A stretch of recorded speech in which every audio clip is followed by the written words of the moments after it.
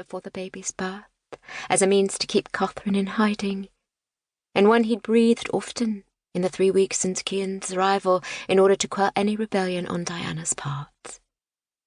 The worst was knowing he'd do it, either in a fit of rage or as a calculated move to bring someone under submission to his will. "And will we stay in London the entire season?" She infused her voice with innocent inquiry. "Of course. It takes time to arrange a marriage and a proper society wedding. After you are presented at court, I'll start the negotiations. Once I find a suitable husband, your sponsor will take care of the wedding details." He waved his hands, as if what happened to her after the wedding were of little consequence. Diana must be careful here. If he thought she was manipulating him, a shudder went through her. "Are you worried about news spreading in your absence that there's a baby at Seaton Manor, if you're not here to quell the gossip?" He had gone so far as to forbid having a midwife or accoucheur in attendance at the birth, for fear of word getting out. And when complications had set in, neither Diana, who was completely inexperienced, nor Mrs. Hadsworth, the housekeeper, had been able to prevent Catherine's death. Perhaps bringing the child to London, where you could have more control over who might learn of his existence. She hated herself for even uttering these words, but it was all she could think of to sway him. If you turn him over to the orphanage here, everyone in the village is likely to know where he came from. But in London, there are many orphanages, and you would be assured of anonymity.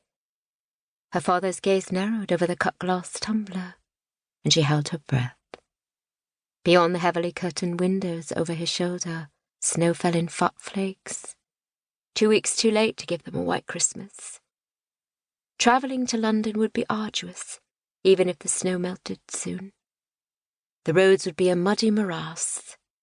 She should be excited about a trip to the capital, a place she'd never been, though her entire life had been spent in preparation for the event. She should be eager to wear the elaborate gown created for her appearance before Queen Charlotte at court, about attending the social events, about meeting new people. She should be anticipating an escape from Seaton Manor, where the mullions and muntins in the windows might as well have been prison bars, and the dominance of her father. And for most of her life, she had expected the season to be her emancipation.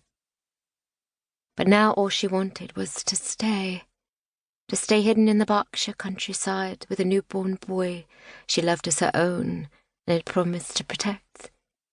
You could be right. Tossing him into a London orphanage would be easier if we want to keep it a secret. Father set the glass down hard on the rosewood table. Very well. Tell the nurse to get ready to travel. We leave in the morning. Waiting until he strode out, slamming the door in his wake, Diana rounded the chair and sagged onto the brocade cushion. She felt like a rag doll, with all the sawdust leaking out. Elation that Cian would be coming along, warred with fear that she had only hastened his being placed in an institution, and clamminess swept over her skin. Lord, help me find a way to keep him safe, to keep my promise to Catherine. It was a prayer constantly in her heart and on her lips. But did praying do any good? Was God listening? Did he care about an illegitimate child that nobody but her seemed to love?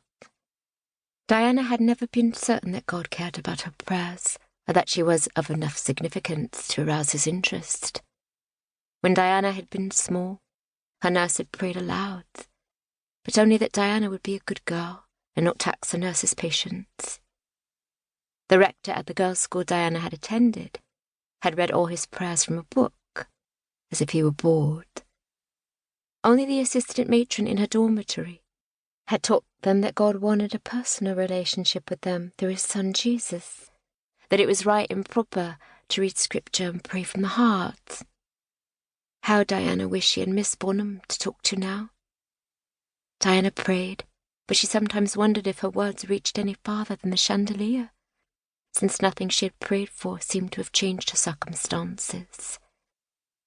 Before she could summon the strength to rise and head to the nursery, the drawing-room door opened again. Her heart leapt to her throat, had her father returned. Had he changed his... To keep listening to this audiobook, I've left you a link in the description so you can do it, at no cost thanks to Audible's 30-day free trial.